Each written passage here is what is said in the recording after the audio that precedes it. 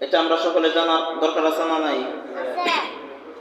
মৃত ব্যক্তিকে যদি কেউ গোসল করায়, মৃত ব্যক্তিকে কেউ যদি গোসল করায়, আল্লাহ রাসূল সাল্লাল্লাহু আলাইহি ওয়াসাল্লাম বলছেন যে 40টা কবিরা গুনাহ আল্লাহ তাআলা তাকে মাফ করে দিবেন। সুবহানাল্লাহ বলি।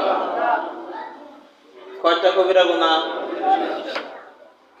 আপনি কান্নাকাটি করে সারাদিন মাফ করতে পারবেন কিনা সন্দেহ, ঠিক না ভাই? ঠিক। একটা গুনাহ আমরা মাফ করাতে পারবো কিনা সন্দেহ।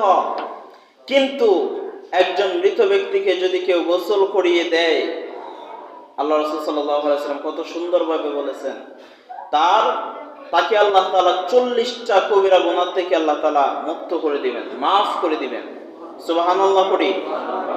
এজন্য আমরা তাদের এই কাজের মধ্যে আমরা নিয়োজিত থাকার চেষ্টা করব। এটা আপনি করলে আপনারই লাভ, কি পরিমাণে লাভ এবার বুঝতে পারছেন তো সবাই ইনশাআল্লাহ। এজন্য পরিবর্তন হওয়া দরকার আছে না নাই? এরপরে দেখেন এখন থেকে আমাদেরকে পরিবর্তন করার চেষ্টা করব। আল্লাহ তাআলা আমাদের প্রত্যেককে তৌফিক দান করেন, সকলে পড়ি আমিন। যেন আমরা জাহান্নামে কেউ যেন আমরা না চাই, আমরা সকলে জান্নাতের পথে যেতে চাই। আর আমাদের এটাই উদ্দেশ্য, এটাই আমাদের লক্ষ্য। আমরা কোথায় যাব?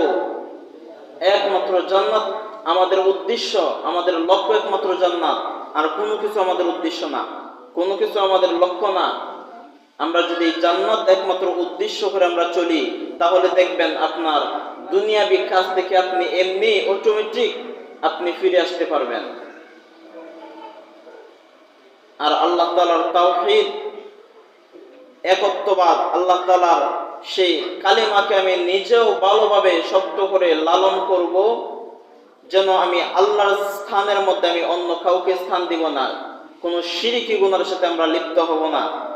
একমাত্র আল্লাহকে আমরা আল্লাহ বলে জানবো। ভিন্ন কোনো এজেন্ট কিছু টাকার লোভে, কিছু ক্ষমতার লোভে, কিছু সম্পদের লোভে আমরা গিয়ে যে মূর্তির সামনে গিয়ে আমরা তাদের সাথে সাথে আমরা করব, প্রণাম করব, তাদের সাথে সাথে আমরা মন্ত্র পাঠ করব, শুনবো বা দেখার উদ্দেশ্যে যাব, এগুলো আমরা কেউ করব না।